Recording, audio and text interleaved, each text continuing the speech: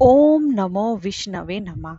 आज आप विशाख मास के शुक्ल पक्ष के पहले गुरुवार के दिन सुनिए गुरुवार की व्रत कथा। तो चलिए वीडियो शुरू करते हैं।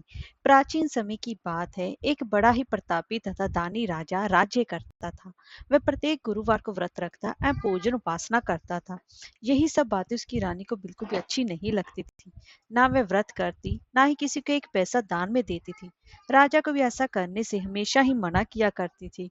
एक समय की बात है कि राजा शिकार खेलने वन को गए हुए थे। घर पर रानी और दासी थी। उस समय गुरु बृहस्पति साधु का रूप धारण कर राजा के दरवाजे पर भिक्षा मांगने आए। साधु ने रानी से भिक्षा मांगी तो वह कहने लगी कि हे साधु महाराज, मैं तो इस दान पुण्य से तंग आ गई हूँ। आप ही कोई ऐसा उपाय बताइए जिससे कि ये सारा धन नष्ट हो जाए और मैं आराम से रह सकूं। तब बृहस्पति देव ने कहा कि हे देवी, तुम तो बड़ी ही विचित्र हो। संतान और धन से भी कोई दुखी होता है? अगर तुम्हारे पास धन अधिक है तो इसे शुभ कार्यों में लगाओ, जिससे कि तुम्हारे दोनों लोग सुधरे। और परंतु साधु की इन बातों से रानी खुश न हुई। उसने कहा, मुझे ऐसे धन की आवश्यकता नहीं जिसे कि मैं दान में दूं, जिसको संभालने में मेरा ही समय नष्ट हो जाए। तब साधु ने कहा, यदि तुम्हारी ऐसी इच्छा है तो जैसा मैं तुम्हें बताता हूँ तुम वैसा ही करना। बृहस्पतिवार के दिन तुम घर को गोबर से लीपना और अपने केशों को पीली मिट्टी से धोना। केशों को धोते समय स्नान करना और राजा से हजामत बनाने को कहना। भोजन में मांस मदिरा खाना, कपड़ा धोबी के यहाँ धुलने डालना। इस प्रकार 7 बृहस्पतिवार करने से तुम्हारा समस्त धन नष्ट हो जाएगा। इतना कहकर साधु बने बृहस्पति देव वहां से अंतर ध्यान हो गए। साधु के कहे अनुसार करते हुए रानी को केवल 3 बृहस्पतिवार ही बीते थे कि उसकी सारी संपत्ति धन संपत्ति नष्ट हो गई। भोजन के लिए 2 समय परिवार तरसने लगा।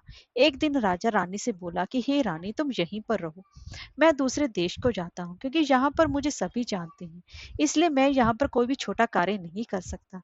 ऐसा कहकर राजा परदेश चला गया। वहां वह जंगल से लकड़ी काट कर लाता और शहर में बेचता। इस तरह वह अपना जीवन व्यतीत करने लगा। इधर राजा के बिना रानी और दासी दुखी रहने लगी। एक समय जब रानी और दासी को 7 दिन बिना भोजन के रहना पड़ा, तो रानी ने अपनी दासी से कहा कि हे दासी, यहाँ पासी के नगर में मेरी बहन रहती है। वह बड़ी ही धनवान है, तो उसके पास जा कुछ लेकर आ, ताकि थोड़ी बहुत गुजर बसर हो जाए। दासी रानी की बहन के पास गई। उस दिन बृहस्पतिवार था। रानी की बहन उस समय बृहस्पतिवार की कथा सुन रही थी। दासी ने रानी की बहन को अपनी रानी का संदेश दिया, लेकिन रानी की बहन ने कोई भी उत्तर नहीं दिया। जब दासी को रानी की बहन से कोई उत्तर नहीं मिला, तो वह बहुत ज्यादा दुखी हुई। उसे क्रोध भी आया। दासी ने वापस आकर रानी को सारी बात बता दी। सुनकर रानी ने अपने भाग्य को कोसा। उधर रानी की बहन ने सोचा कि मेरी बहन की दासी आई थी, परंतु मैं उससे नहीं बोली, इससे वह बहुत ज्यादा दुखी हुई होगी। कथा सुनकर और पूजन समाप्त कर वह अपनी बहन के घर गई। कहने लगी कि हे बहन, मैं बृहस्पतिवार का व्रत कर रही थी, तुम्हारी दासी गई थी, परंतु जब तक कथा होती है तब तक ना ही तो उठते हैं और ना ही बोलते हैं, इसलिए मैं नहीं बोली। कहो दासी क्यों गई थी? रानी बोली, बहन, हमारे घर अनाज नहीं था। ऐसा कहते कहते रानी की आंखें भर आई। उसने दासियों समेत भूखा रहने की बात भी अपनी बहन को बता दी। रानी की बहन बोली, बहन देखो, बृहस्पति देव भगवान सबकी मनोकामना को पूर्ण करते हैं। देखो, शायद तुम्हारे घर में अनाज रखा हो। यह सुनकर दासी घर के अंदर गई तो वहां से एक घड़ा अनाज का भरा मिल गया। उसे बड़ी हैरानी हुई, क्योंकि उसे एक बर्तन देख लिया था। उसने बाहर आकर रानी को बताया कि दासी रानी से कहने लगी कि हे रानी, जब हमको भोजन नहीं मिलता तो हम व्रत ही तो करते हैं, इसलिए क्यों ना इसे व्रत और कथा की विधि पूछ ली जाए, हम भी व्रत किया करेंगे। दासी के कहने पर रानी ने अपनी बहन से बृहस्पतिवार के व्रत के बारे में पूछा। उसकी बहन ने बताया कि बृहस्पतिवार के व्रत में चने की दाल और मुनक्का से विष्णु भगवान का केले की जड़ में पूजन करें तथा दीपक जलाएं, पीला भोजन करें तथा कथा सुने। इससे गुरु भगवान प्रसन्न होते हैं, मनोकामना पूर्ण करते हैं। व्रत और पूजन की विधि बताकर रानी की बहन अपने घर लौट आई। रानी और दासी दोनों ने निश्चय किया कि बृहस्पति देव भगवान का पूजन जरूर करेंगी। 7 रोज बाद जब बृहस्पतिवार आया तो उन्होंने व्रत रखा। गुड़साल में जाकर चना और गुड़ बीन लाई तथा उसकी दाल से केले की जड़ तथा विष्णु भगवान का पूजन किया। अब पीला भोजन कहाँ से आए? दोनों बड़ी ही दुखी हुई, परंतु उन्होंने व्रत किया था, इसलिए बृहस्पति भगवान प्रसन्न थे। एक साधारण व्यक्ति के रूप में 2 थालों में सिंदूर सुंदर पीला भोजन लेकर आए और दासी को देकर बोले कि हे दासी, ये भोजन तुम्हारे लिए और तुम्हारी रानी के लिए है, इसे तुम दोनों ही ग्रहण करना। दासी भोजन पाकर बहुत प्रसन्न हुई। उसने रानी को सारी बात बताई। उसके बाद वे प्रत्येक बृहस्पतिवार को गुरु भगवान का व्रत और पूजन करने लगी। बृहस्पति भगवान की कृपा से उनके पास धन हो गया, परंतु रानी पहले की तरह ही फिर से आलस्य करने लगी। तब दासी बोली, देखो रानी, तुम पहले भी इस प्रकार आलस्य करती थी, तुम्हें धन को रखने में कष्ट होता था, इसी कारण सभी धन नष्ट हो गया। अब गुरु भगवान की कृपा से धन मिला है तो तुम्हें फिर आलस्य होता है। बड़ी मुसीबतों के बाद हमने ये धन पाया है, इसलिए हमें दान पुण्य करना चाहिए।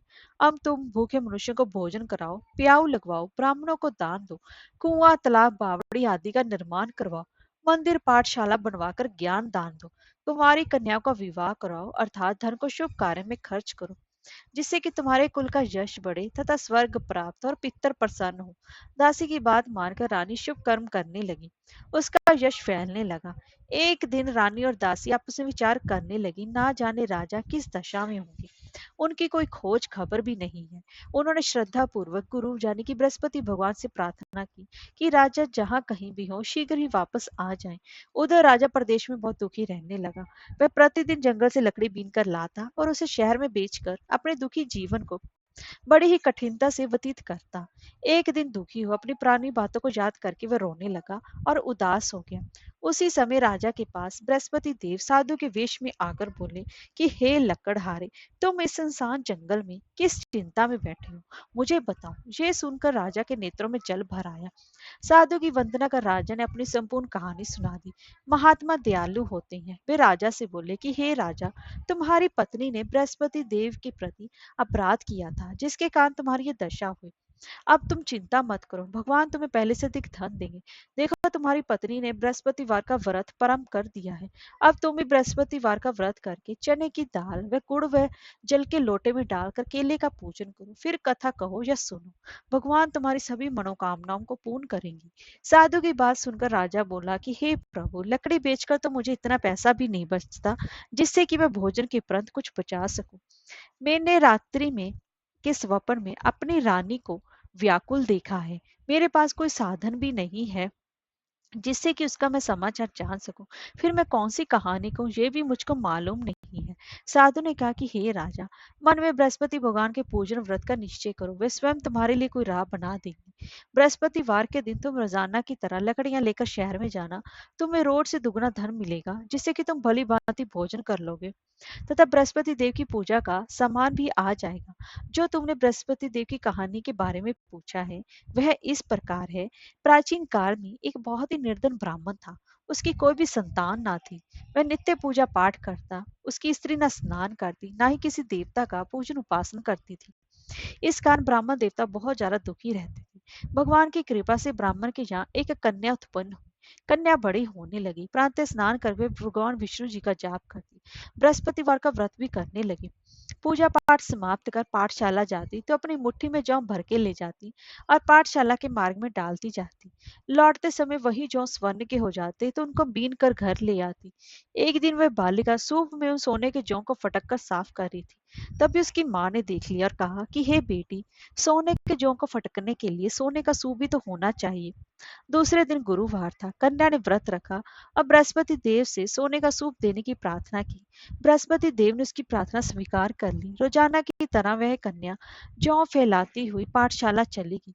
पाठशाला से लौटकर जब वह जौ बीन रही थी तो बृहस्पति देव की कृपा से उसे सोने का सूप मिला। उसे वह घर ले आई और उसे जौ साफ करने लगी, परंतु उसकी माँ का वही ढंग रहा। एक दिन की बात है, कन्या सोने के सूप में जौ को साफ कर रही थी। उस समय उस नगर का राजकुमार वहां से निकला। कन्या के रूप और कार्य को देखकर वह उस पर मोहित हो गया। राजमहल आकर वह भोजन तथा जल त्याग कर उदास होकर लेट गया। राजा को जब राजकुमार द्वारा अन्न जल त्यागने का समाचार ज्ञात हुआ तो अपने मंत्रियों के साथ वह अपने पुत्र के पास गया और कारण पूछा। राजकुमार ने राजा को उस लड़की के घर का पता भी बता दिया। मंत्री उस लड़की के घर गया। मंत्री ने ब्राह्मण के समक्ष राजा की ओर से निवेदन किया। कुछ ही दिनों के बाद ब्राह्मण की कन्या का विवाह राजकुमार के साथ संपन्न हो गया। कन्या के घर से जाते ही ब्राह्मण के घर में पहले की भांति गरीबी का निवास हो गया। एक दिन दुखी होकर ब्राह्मण अपनी पुत्री से मिलने गए। बेटी ने पिता की अवस्था को देखा, अपनी माँ का हाल चाल पूछा। ब्राह्मण ने सभी हाल कह सुनाया। कन्या ने बहुत सा धन देकर अपने पिता को विदा कर दिया। लेकिन कुछ दिनों बाद फिर वही हाल हो गया। ब्राह्मण फिर अपनी कन्या के यहाँ गया और सभी हाल कहते हुए अपने पुत्री से बोला कि सब फिर से वही समस्या आ गई है। तब पुत्री बोली कि हे पिताजी, आप माता जी को यहाँ लिवा लाओ, मैं उन्हें वो विधि बता दूंगी जिससे कि गरीबी दूर हो जाए। ब्राह्मण देवता अपनी स्त्री को साथ लेकर अपनी पुत्री के पास राजमहल पहुंचे। तो पुत्री अपनी माँ को समझाने लगी कि हे माँ, तुम प्रातः का स्नान आदि करके विष्णु भगवान का पूजन करो तो सब दरिद्रता दूर हो जाएगी। परंतु उसकी माँ ने उसकी एक भी बात नहीं मानी। वह प्रातः काल उठकर अपनी पुत्री की बची जूठन को खा लेती। एक दिन उसकी पुत्री को बहुत गुस्सा आया। उसने अपनी माँ को एक कोठरी में बंद कर दिया। प्रातः काल उसे स्नान आदि करके पूजा पाठ करवाया तो उसकी माँ की बुद्धि ठीक हो गई। इसके बाद वह नियम से पूजा पाठ करने लगी और प्रत्येक बृहस्पतिवार को व्रत करने लगी। इस व्रत के प्रभाव से मृत्यु के बाद वह स्वर्ग को गई। वह ब्राह्मण में सुख पूर्व इस लोक का सुख भोग स्वर्ग को प्राप्त हुआ। इस तरह कहानी कहकर साधु बने देवता वहां से लोप हो गए। धीरे धीरे समय व्यतीत होने पर फिर बृहस्पतिवार का दिन आया। राजा जंगल से लकड़ी काटकर शहर में बेचने गया। उसे उस दिन और दिनों से अधिक धन मिला। राजा ने चना गुड़ आदि लाकर बृहस्पतिवार का व्रत किया। उस दिन से उसके सभी क्लेश दूर हो गए। परंतु जब अगले गुरुवार का दिन आया तो वह बृहस्पतिवार का व्रत करना भूल गया। इस कारण बृहस्पति भगवान नाराज हो गए।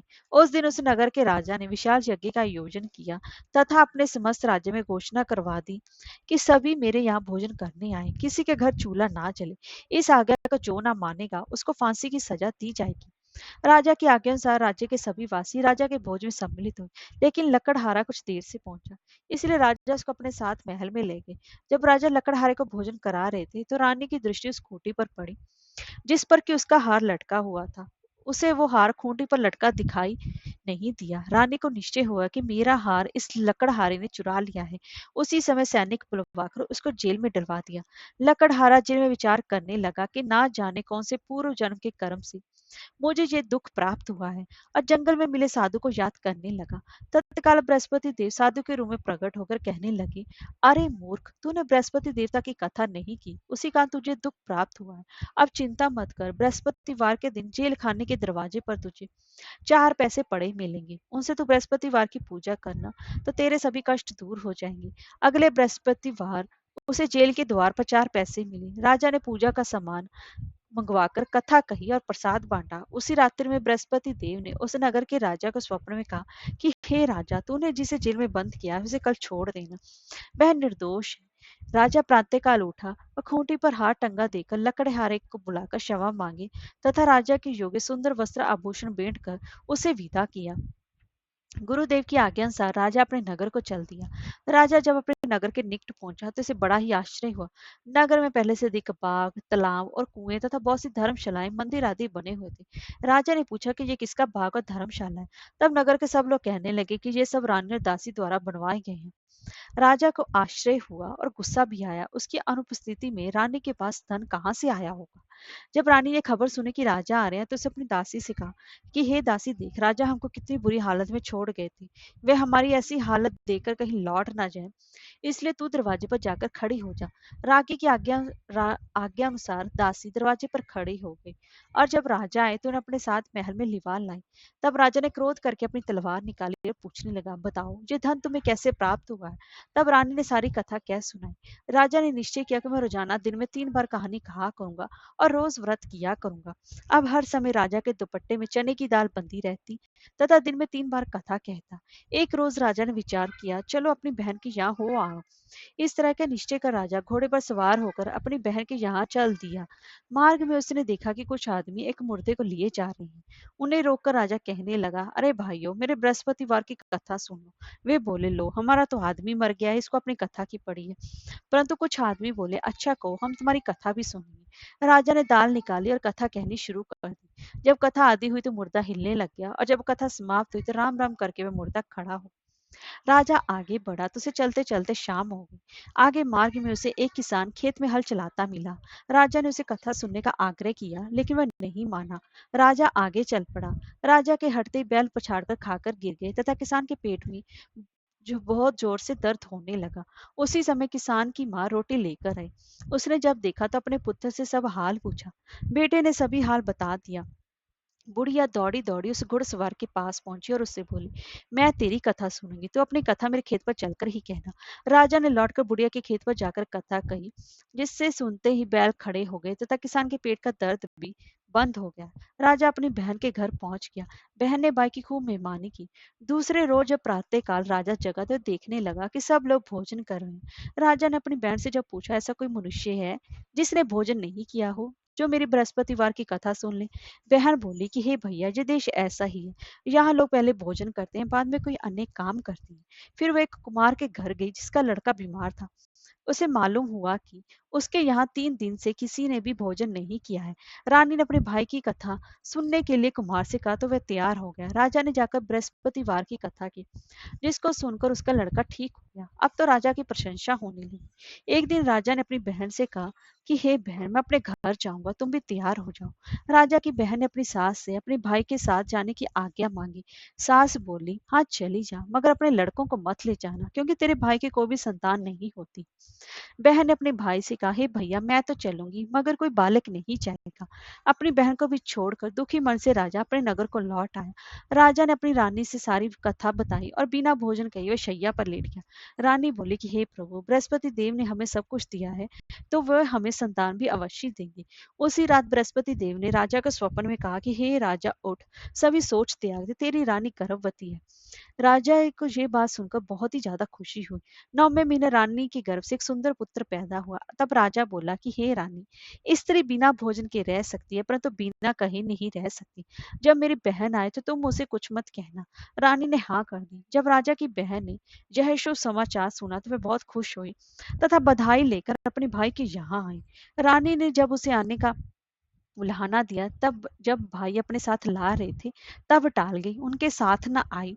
आज अपने आप ही भागी भागी बिना बुलाए आ गई। तो राजा की बहन बोली कि भाभी, अगर मैं इस प्रकार ना कहती तो तुम्हें औलाद कैसे मिलती? बृहस्पति देव भगवान सभी की मनोकामना को पूर्ण करते हैं। जो सद्भावना पूर्वक बृहस्पति वार का व्रत करता है, वह कथा पढ़ता है अथवा सुनता है और दूसरों को भी सुनाता है, बृहस्पति देव उसकी सभी मनोकामना को पूर्ण करते हैं, उनकी सदैव रक्षा करते हैं। जो संसार में सद्भावना से गुरुदेव का पूजन व व्रत सच्चे हृदय से करते हैं, उनकी सभी मनोकामनाएं वैसी पूर्ण होती हैं।